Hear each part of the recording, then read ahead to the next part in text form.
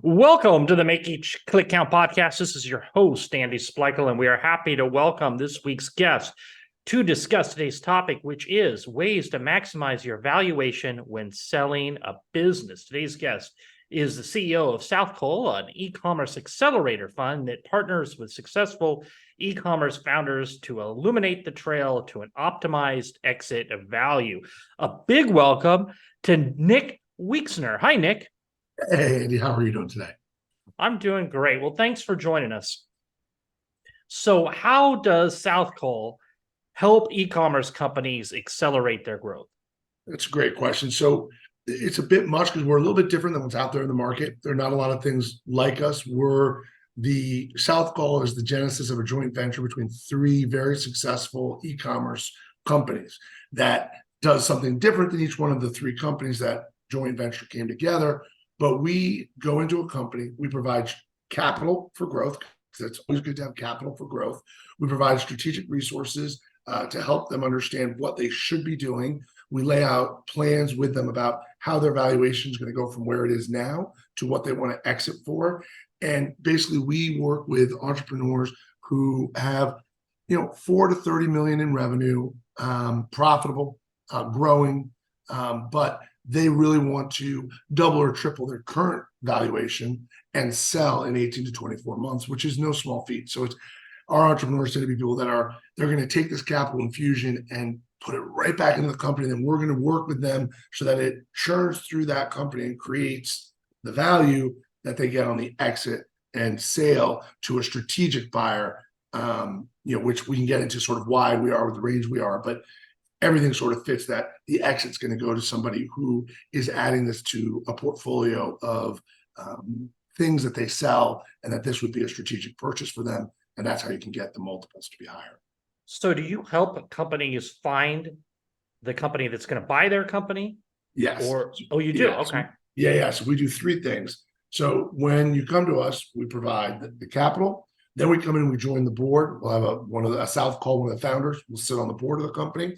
And we have a huge list of things that we do in terms of like process mapping out everything that exists at the company now, where they want to go in the future. Then we lay out sort of how are they going to achieve it in the next 3, 6, 9, 12, 18 months.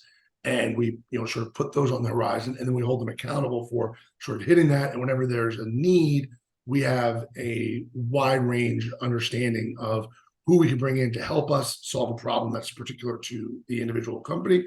And then on exit, we actually manage the whole sale and do that. And that's all part of the South Call package, where we're getting a percentage of the equity of the upside. So whatever is more the value that's created from today, so we'll value your company today, then we sell it, let's say for 3x, we're getting a piece of the increase in that valuation. So basically, we're all aligned that we want to grow this pie, because the bigger the pie, the bigger the piece we get is, and the bigger the piece the entrepreneur gets is. Because the three companies that we formed were Global Wired Partners, GW Partners. Now they're rebranded, but GW Partners. They've done well over $1 billion of CPG transactions, and they're an investment bank based out of Charlotte, North Carolina. And Ascala, who is a scale and sell and process mapping consultancy out of Tel Aviv in Israel.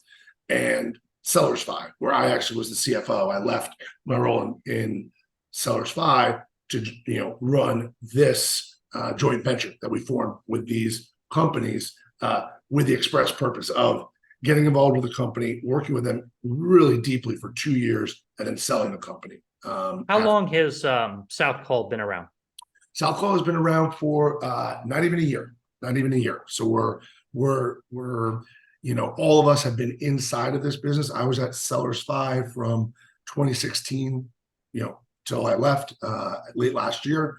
And Ascala has been around for 10 years, and GW Partners has been around for 10 years as well. So doing all e-commerce focused work for that. So we have a long transactional history. South Call itself is a very new entity. We raised a $50 million fund to put into our portfolio companies to help them get capital to grow. Now, the dream of a lot of entrepreneurs is that they're going to start a company with the idea of one day selling it and retiring to a tropical beach somewhere. So let's start there.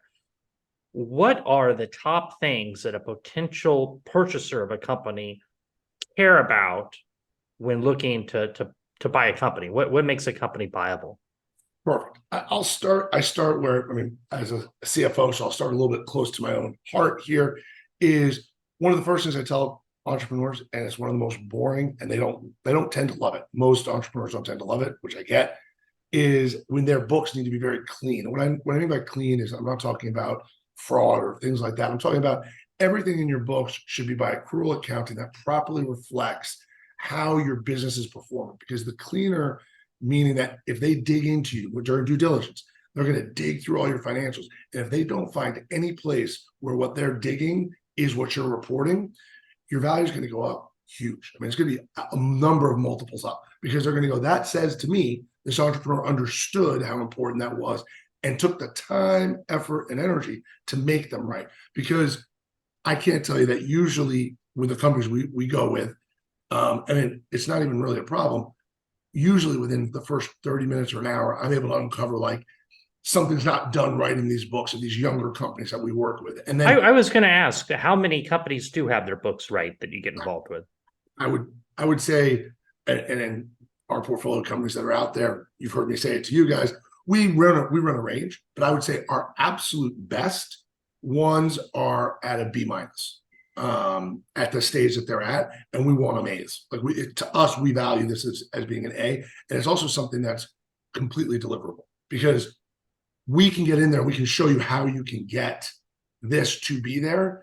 And it doesn't take a huge amount of energy. It takes some focus, it takes some work, but not, it's not the heaviest lift. And then once you get it right, you want to have reporting, because we like to sell. We only want to be involved with the company for 2 years. We want to sell in 18 to 24 months. And we want year over year comps that are correct. So we really work quickly. Like it's sort of like, to us, it's like blocking and tackling, if you're going to make a sports analogy. It's like, come in there, get these books right, get them clean, and then everything that we report over the next 2 years, and we go back a year, we're going to have all these numbers that they're going to instantly go, these all work. Okay, cool. We're now, when we go to a strategic buyer, they're not discounting you for an unnecessary reason. And then number two, you have to solve some sort of demand or need, or solve a problem of a customer, and you have to understand your customer. So we really dive into, like, you need to understand, like I ran a retail business, and my co-founder and I, it was a chain of stores that took family photos, right? Digital family photos and all this. And we could walk around the mall and we knew our buyer. We'd go, oh, I see that person. They'd probably spend $500 on photos, because we just had all of this knowledge of what they tended to drink, what they tended to wear, what they might subscribe to. You really need to understand your customer that intimately, because when strategics come in, they want to make sure that the company they're buying has a long range ability. Because again, to get a high multiple and sell to a strategic, they need to be saying, you're feeling something we don't do right now. Take an easy example. Like, let's say you're doing something in the arts and crafts space and you want to sell to Crayola.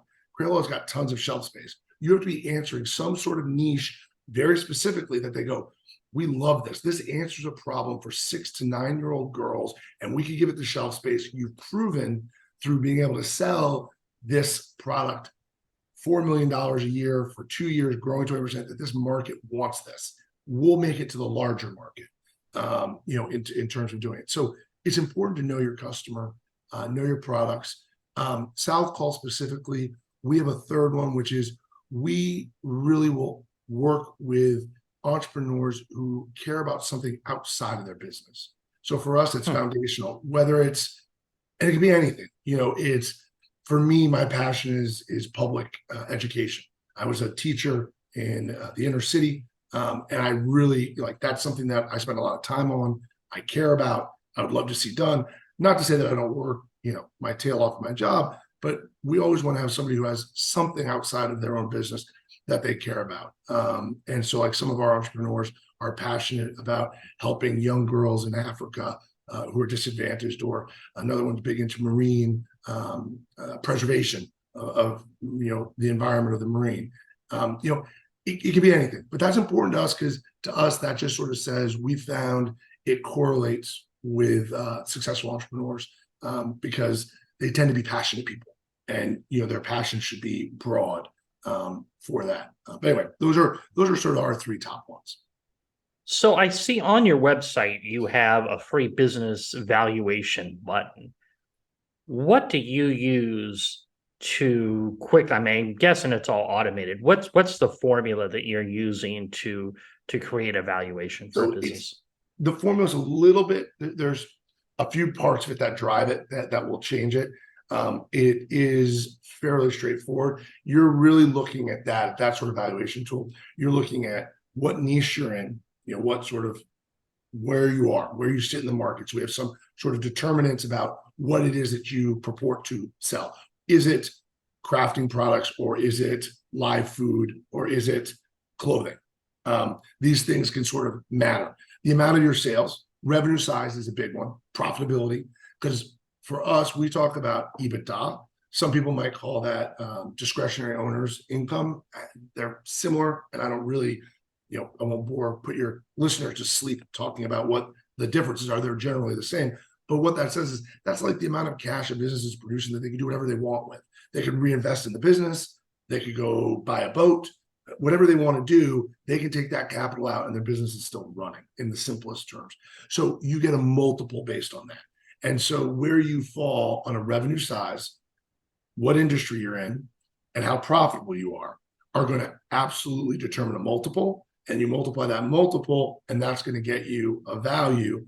And on exit, you're going to see that we apply strategic buyer multiples, which are higher.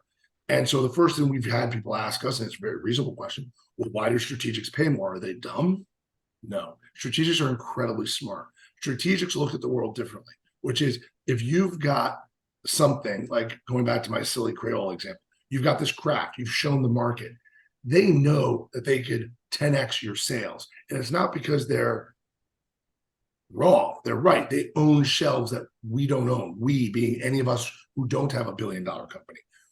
They can then say, all right, so we pay 7 times for this. Well, we're going to grow it 10 times out of the chute because we have a much bigger supply distribution system. And we can put this out. Yeah. So we're taking that premium and spreading it out over many packs of this craft. And so it might be 10 cents extra on each of these craft packs. And that's totally reasonable. But the binary function of whether there is a market for this or isn't, you solve that. This entrepreneur, he or her has solved whether or not there's a market, and strategics go, that's what we need to know. We now know there's a market. We'll now win. That's why they pay more.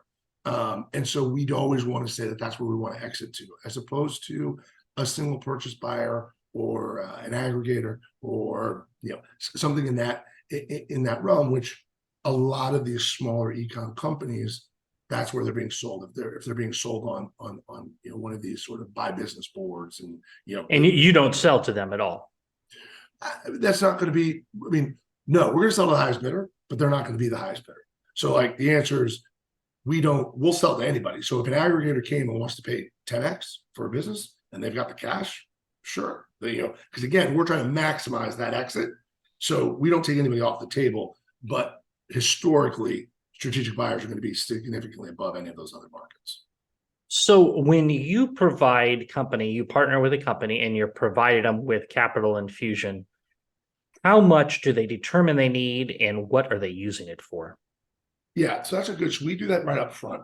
One of the things about Southfall is we're a very big believer in very clear conversations and discussions up front.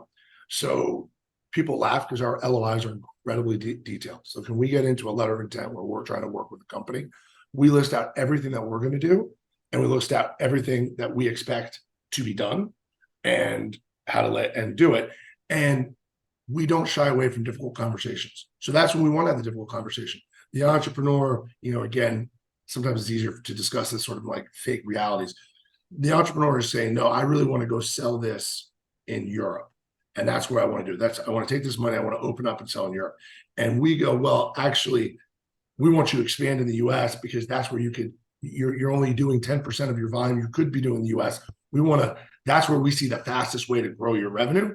Let's talk about that now. And let's talk about what you know and what we think because we always believe that we want to work with entrepreneurs that have deep opinions.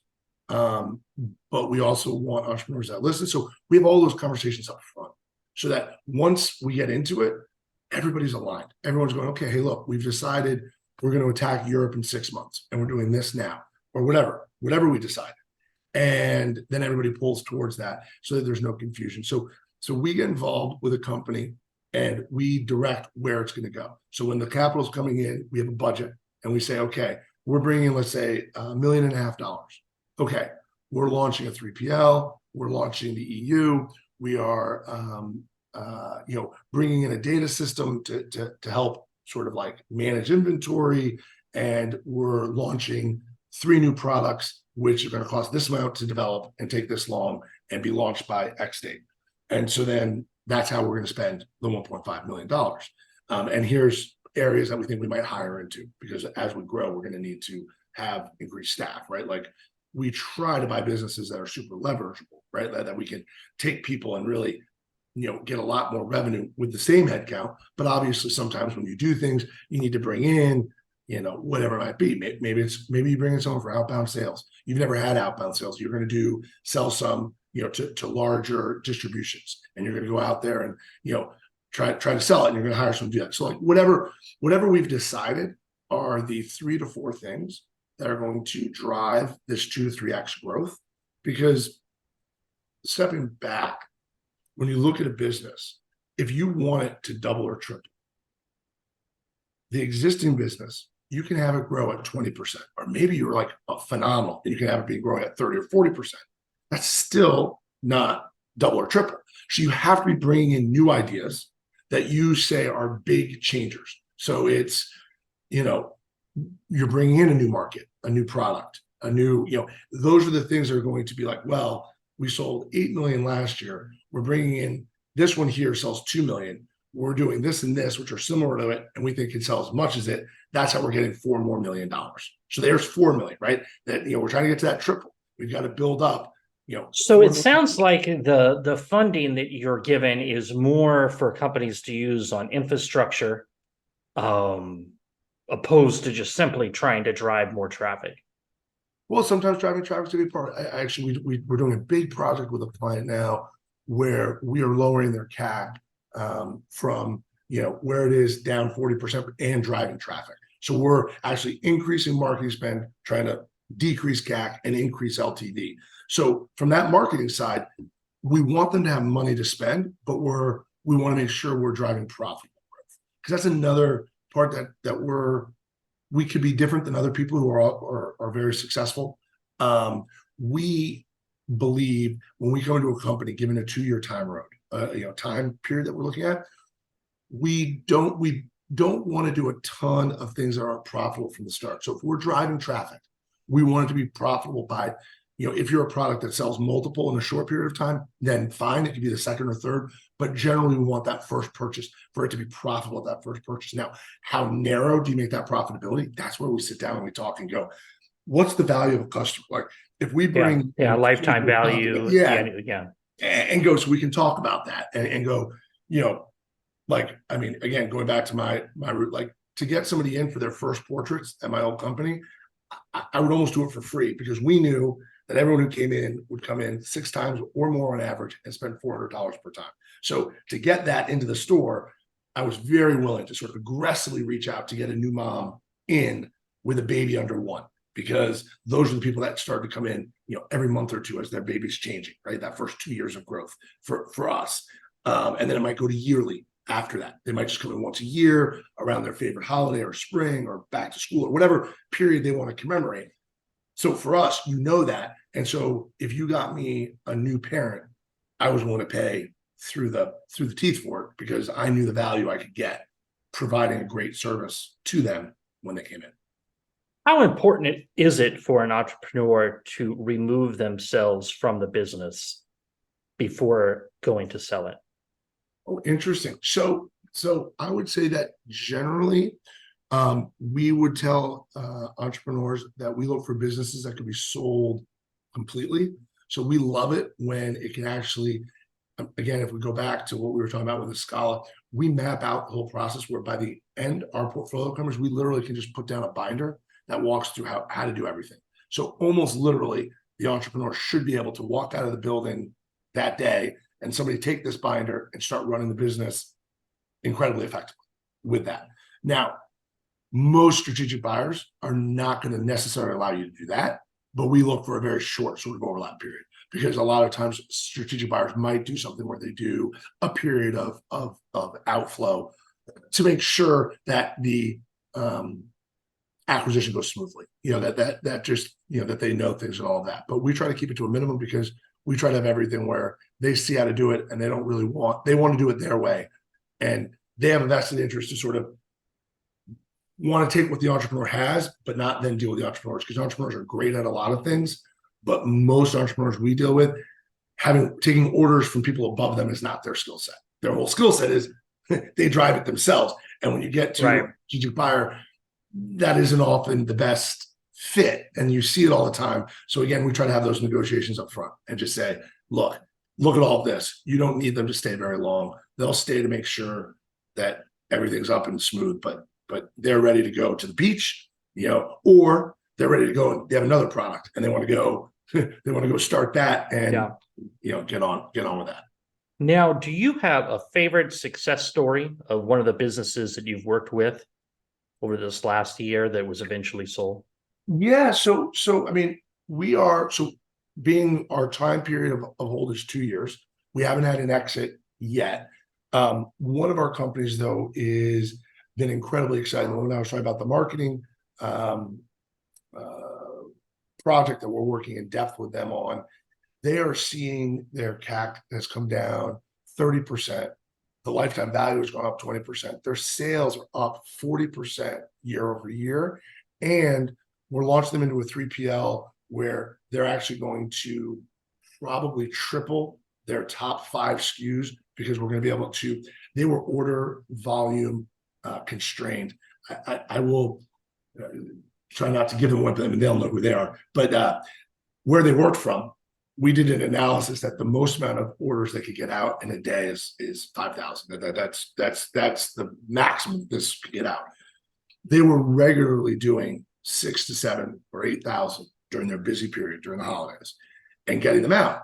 And so I laughed. I told the CEO, I said, I've never seen people approach the maximum, because generally when you approach that maximum, you start tripping over yourself and little problems ripple through, and then there's huge problems and you get it. But these folks they're up in Maine, and they are just, they could fix everything with duct tape. They just brought in trucks and they were running lines out from the back of semis and sort of getting it all out. That's cold in Maine in the holidays. It is. You are correct. You are correct. So like I said, they did it through sheer unbelievable effort and fortitude. And I mean, it was awesome. Like I told the team, they're phenomenal, but we're making their life easier, because now that we're getting that out where they don't need to do these ones, we now can lower that down to where now they can stay at that maximum, but focus on the things that can only come out of there, and everything else that we can get from another place where they don't have to do it. We can increase the order volume, and then they don't have to stop advertising. Because the last holiday season, they had to turn down ads because they understood they were running too hard and too long, and their employees were staying incredible hours to get it out, because they all have passion for the product and want to sort of serve the customer. But there's a limit, right? I mean, they have to get home at some point. They have to get sleep. They have to do that. And so this year, they're excited that we're going to be able to push this really hard, because the strain of the high moving SKUs, the top 10 SKUs, which accounted for 65% of sales, they're now coming from a 3PL. And so we can push it, and all the customers will get it, and they'll get it faster and easy and in our package kits and all that. So that's a success story where we're going to be thrilled as heck next year to come to market with this company. And we already, one of the things we do is, well before a year before sale, we are in contact with a lot of strategic buyers. And like, obviously we know the company. We already have started talking to people in this sort of space and just sort of casually mentioning that we've got a portfolio company that's doing really well, and they're interested. There's interest out there. Do your clients, are they selling on their own site? Are they selling on a Shopify site? Are they selling on an Amazon store? Are they selling in retail stores where typically, well, you said e-commerce, so I assume it's their own site, but is it their own site and Amazon?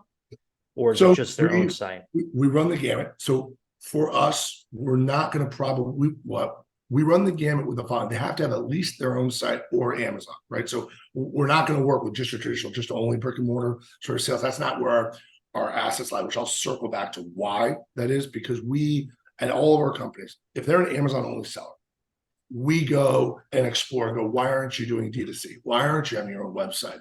What are the hurdles? Maybe that's an investment. That's a huge investment to get D2C working.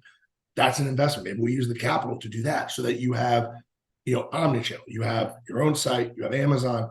We have one, actually, the client I was just speaking of, they're exclusively right now, they're 95% D2C, and they're not on Amazon, and they haven't been for a year and a half or 2 years. Long story there, but like they just haven't. And we're like, come on, let's get on Amazon, because it's a marketplace, it's a channel, it's a place where we can make money and sell. So why would we not be there? Let's go there. We understand how to make it work. Let's launch that. So we're doing that as well, which is going to be a huge channel. And then stores, we also are a big believer in stores. We generally will advise, and it'll depend from product to product, but we would advise clients that we do the store testing right ahead of when we're going to go sell. Because what we want to do is we want to show a potential buyer that this would be successful at stores, but doing a store launch successfully, if you want to try to open up at 4,000 targets, it's a bigger lift than almost any company of this size generally can handle, unless that's like where they come from. If that's their background and they have a whole team that can do it. It's very complex. It's very complex, very difficult, and it can boomerang on you very, very fast. So we generally go, when we know that you're about to sell, let's go be really successful with a store launch. We control the number of stores, but we make sure that the throughput is very high, the reorder amount is high. We make sure that everything's delivered. We have people going to that store every day to make sure the shelf is neat, that everything about it is right. And then we go to sell to the buyer. We go, you've got much better ability to roll out to all these stores. We've shown you it can be successful in this store, whatever's relevant to you. Is it Hobby Lobby, or is it Target, or is it Costco, wherever we think the store fit is the most important, we go and be successful there, and then go, here, you guys are much, much better at this. You go ahead and do that. You leverage your skills, and you'll pay a premium, because you'll see that, cool, we know it will work in store as well. What are some of the challenges that you've experienced? Have you given somebody capital, for instance, and not seen growth where you thought you would have? I would say more is the one thing that we're very, very careful about is new product launches can be a large suck of money, because you need to understand that every product launch has risks inherent with it. So like, launches can be successful or not. Like, obviously you do all your homework. You make sure you've tried to do all the testing on it. You do all the best actions that you can. But the point is, inherently, there's going to be risk.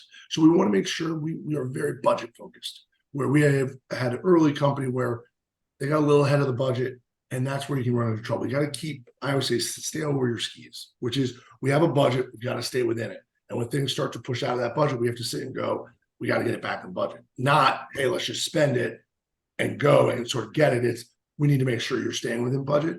And then in terms of growth, when it's not there, our basic premise is we're selling profitably, right? Because if you remember back to the beginning of this, I said we look for companies that are selling profitably now.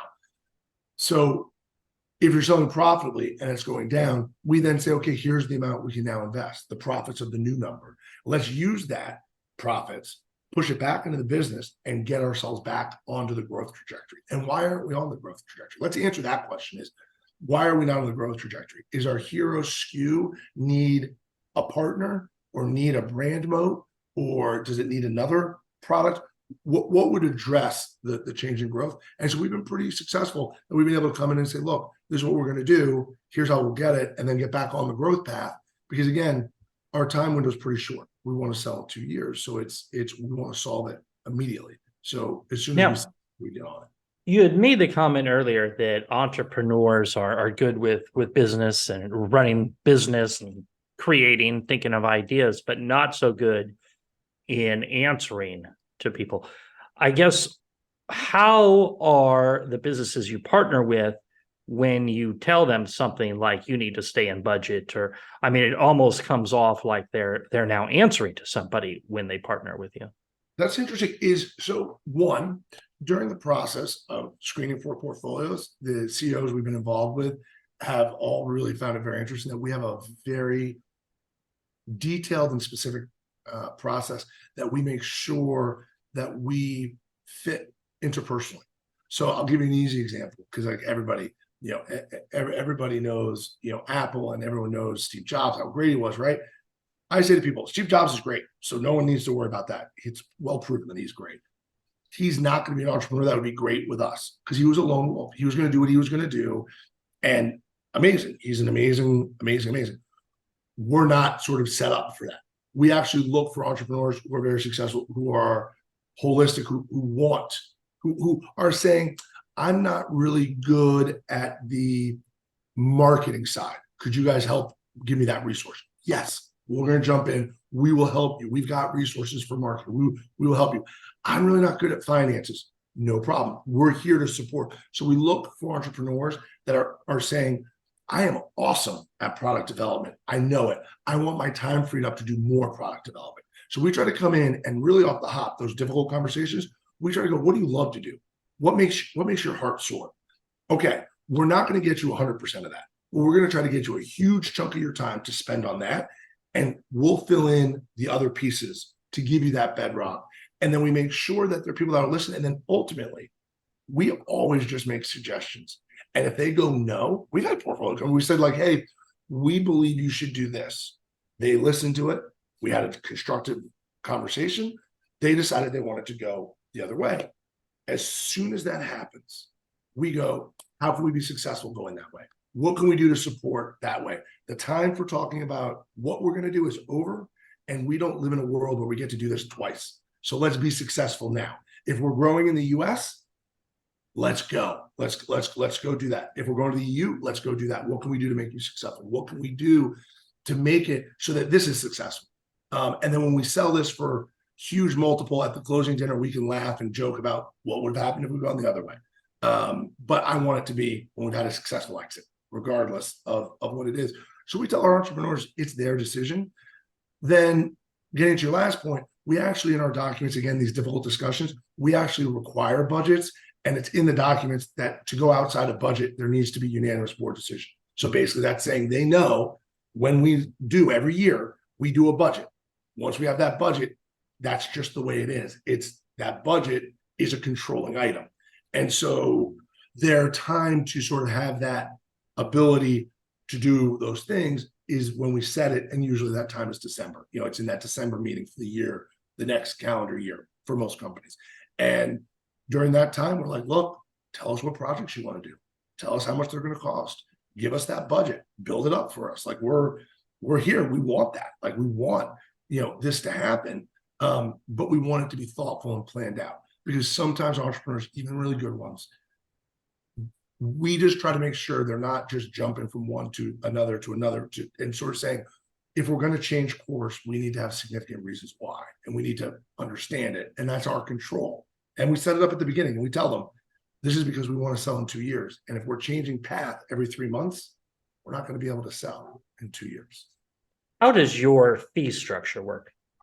So our fee structure works that we get a percent. We value the company today, and we get a percent of the upside. So we come in and let's just say you have 5 million in revenue and 1 million in EBITDA. And we value you at 5 million. So 5 times that 1 million. So your company's worth 5 million today. We'll get some percentage above 5 million for what we sell. So if we don't sell it for more, or we've put in all this time, energy, effort, work, strategy, we're not getting anything. But if we sell it for 100 million, we're getting that percentage on all of that, all of that 95 million that's above. And then we'll also usually have a catch-up provision where if we increase it by enough, we get our percentage from $0. But basically the way it is unless the entrepreneur has increased their money, we're not getting our fee. We are at risk. We tell the entrepreneurs, we're coming in and we are at risk with you. Like, because your life is probably in here, right? Your house, whatever, whatever you have here, you are deeply invested. Well, we also are invested. Is there ever disagreements about the initial valuation? For sure. And that's why we have, like I told you, difficult conversations we have up front. Our LOI, walks through it. Interestingly, in our investments, I would say well over 80% think that our valuation is pretty fair. Because here's our theory. We try to do a very fair, like 6 months ago, we were closing a deal. Last quarter. So 3 months ago, we were closing a deal. And the market's tight. I don't know, 3 months ago, man, there were no deals getting done. Things are way down. We went to them and said, look, we're in this for 2 years. This is what we think you would be valued in a normal market, not the crazy market of, 2001 or, whatever, but just in a normal market, what we think. And they were very happy. They said that's a very fair valuation. We would love it. We understand we wouldn't get that today. If we went out today, we wouldn't be able to sell it for 10 million. That's a fair valuation. And so we came in at 10 million. And the point is, we come into companies, and I say this to the entrepreneurs, is every entrepreneur should believe that their company is going to triple in the next 2 years. That's like a fundamental belief entrepreneurs should have. They should always have that mindset that like, it's just going to happen, right? Which is great. When we get involved with a company, it means that we, the founders of Southcall, believe it's going to triple in the next 2 years. And so when we believe that, the initial valuation isn't our gating point, because we'll value at 10 million because we think we're going to sell you for 30. We think that in 2 years, we think come next year, we're putting you on the market for 30 million. And that's what we want, right? I don't need to nickel and dime. Are you 6 million today if you went to market? Sure. Are you 8 million? I don't know. You're never, and the point is, we just try to sort of come in with a fair, normalized market value. But for sure, entrepreneurs are always, one in that. And we always try to tell them, we put it right there. We say, here's how we came up with it. This was your revenue. This was your EBITDA. Here's the multiple we applied. And if you have a different one, come to us. And then we actually have ways for our deal to work, that we've done deals where they want a sort of valuation based on revenue. And we go, okay, but then on the exit, that's what we get to value our piece off of as well. So we use the same valuation technique. So, there's a lot of ways we can do this to make the entrepreneur feel comfortable about the entry valuation. And how can an interested listener learn more about working with you guys? Well, number one, you can go to southcall.co, just CO, and it's SOUTHCOL. So Southcall is the last face of Everest. It's a almost technical part of climbing Everest. The reason we're called Southcall, we work with investors who've already gone all the way up the mountain. They're up Everest. They're very near the top. There's just a little left for that final ascent up. And that's where Southcall comes in to help. So you can go to our website. You can also contact me directly. I take emails every day and I answer them all myself. And it's nick@southcall.co. Those are the easiest ways to do it. You can fill out our valuation tool and get an idea of what your valuation is. And then you can call us. We work very quickly. You provide, we get, sort of your financial information, all that. We'll circle back with you and tell you where we see the market, your value, and where we could or couldn't work with you.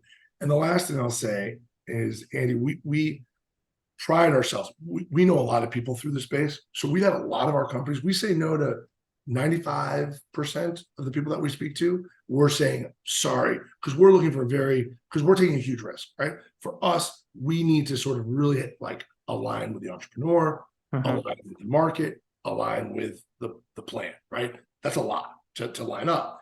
But one of the things we do is, I would say that probably 50% or maybe 70% of the people we work with, we put them in touch with somebody that can help them. We say, hey, look, in looking at your business, we see this.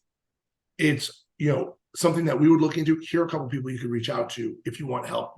We looked at your PPC and it looks out of line. Here are 5 people we've worked with in the past that are great at it. Here's, reach out to them. And if you want to work with them, cool. Not because my theory is, if we can help somebody, we've had people come back to us already, just, we've only been around, not even a year. I already have one that I was like, oh, you guys are just a little small, but here's some things, gave him some resources. He just emailed me last week and he's like, hey, we're seeing 20% year-over-year growth. I think by this Christmas, we'll be big enough. Would you guys still be interested? I'm like, I'd love to. So let's get together. If you're at Prosper, let's meet there. Then let's talk, next year. And so we look at everything as if we can help these companies, they can come back to us later when there's a fit or whatever there is. So we always try to help and provide. Yeah, that's great. That's great. And speaking of help, I mean, you have given a lot of great information today for companies thinking of selling or sometime in the future selling. So thank you very much, Nick. Thank you for having me on. All right, for listeners, remember, if you like this episode, please go to Apple Podcasts and leave us an honest review. And if you're looking for more information regarding South Call or connecting with Nick, you will find the links in the show notes below. In addition, if you're looking for more information on growing your business, check out our all-new podcast resource center available at podcast.makeeachclickcount.com. We have compiled all our different past guests by show topic and included each of their contact information in case you would like more information on any of the topics in previous episodes. Well, that's it for today. Remember to stay safe, keep healthy, and happy marketing, and I'll talk to you in the next episode.